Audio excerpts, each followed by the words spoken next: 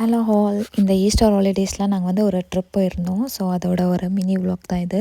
இங்கே வந்து 4 days holidays ஈஸ்டருக்கு. So நாங்கள் வந்து ஹெல்சிங்கிலேருந்து இன்னொரு சிட்டிக்கு வந்து ஜஸ்ட் ஒரு 2 நாளுக்கு போயிருந்தோம்.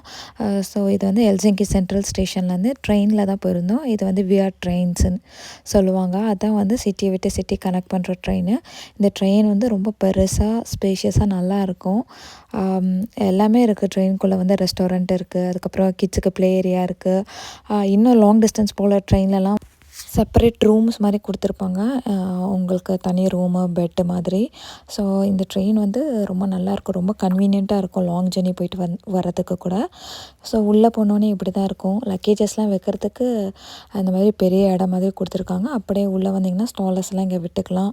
அப்புறம் வீல் சேர்லாம் வந்தாங்கன்னா அவங்க பார்க் பண்ணி இந்த ட்ரெயினில் வந்து நீங்கள் பெட்ஸ்லாம் கூட எடுத்துகிட்டு வரலாம். டாகு, அதுக்கப்புறமா கேட்ஸ்லாம், அதுக்கெலாம் தனி சார்ஜ் இருக்குது.